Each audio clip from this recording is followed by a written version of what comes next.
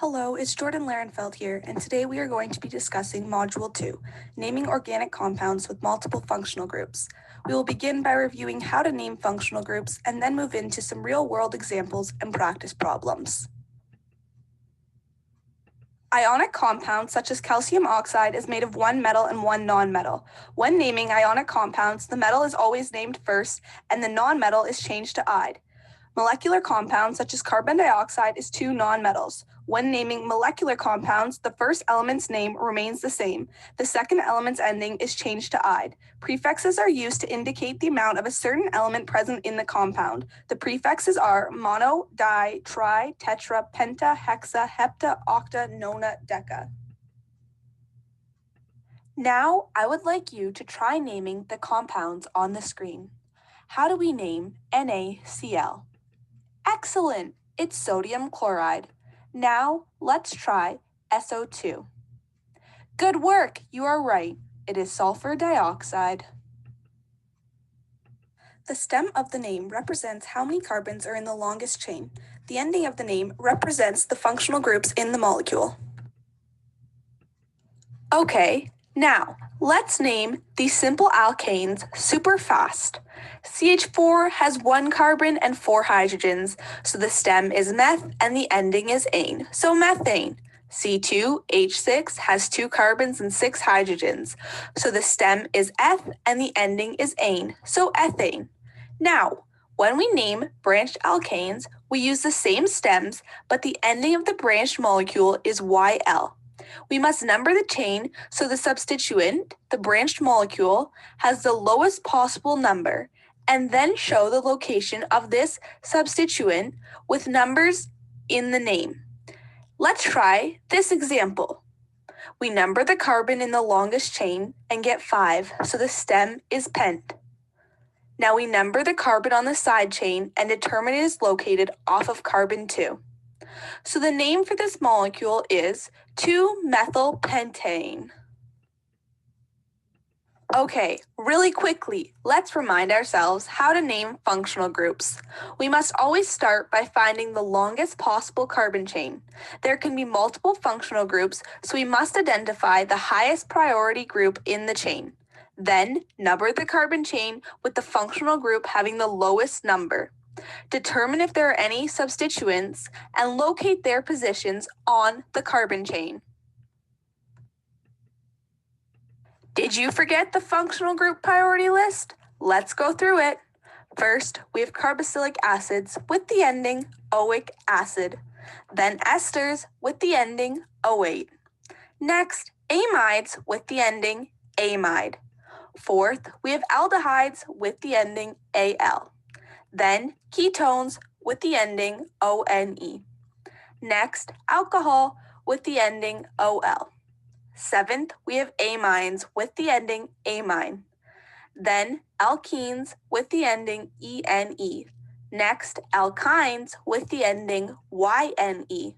10th, we have ethers with the ending oxy. And lastly, alkali halides.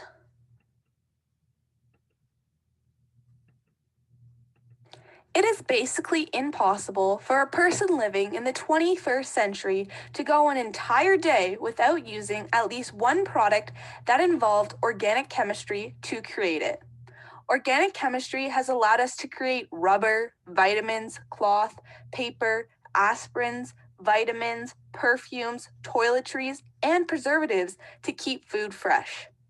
Organic chemistry is also involved in the production of synthetic fibers like nylon, which is used in toothbrushes. Organic chemistry is involved in the production of petrochemicals like gasoline and coal, which humans use to power, heat, and light their homes. Petrochemicals are also used in the production of roofing material. Organic chemistry is very important in the pharmaceutical industry. To start, it has helped us to discover safer and more natural medication. Medicine that comes from organic compounds are more secure than medicine that is found from laboratory experiments. One example is Garcinia cambogia, which is from mangosteen, which has been shown to help prevent and treat cancer. It has helped people fight against breast cancer, lung cancer, neck cancer, colon cancer, and leukemia. The main constituents in it are hydroxycitric acid lacetone, and oxalic acid. Due to its properties, it has been shown in different studies that it suppresses the development of cancer. Organic chemistry is also important for scientists to study in order to be able to find cures and causes of many different diseases. Scientists need to understand the organic chemistry behind human chemicals.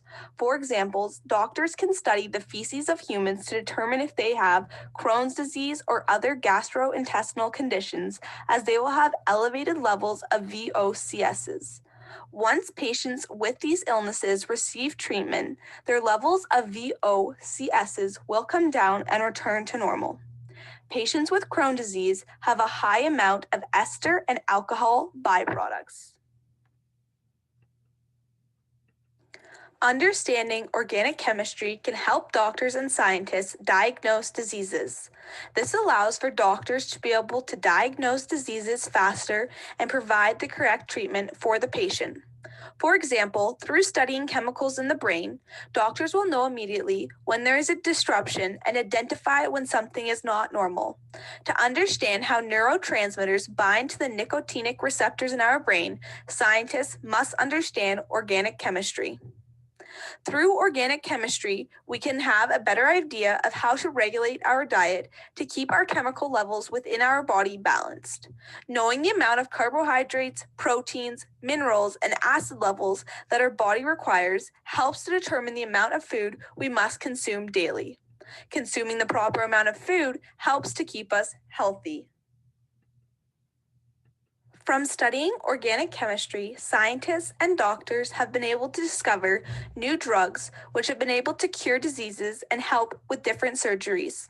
We would not know how safe or successful a drug was if it was not studied through organic chemistry. Through studying the drugs, scientists can determine the positive and negative impacts that the drug will have on the human.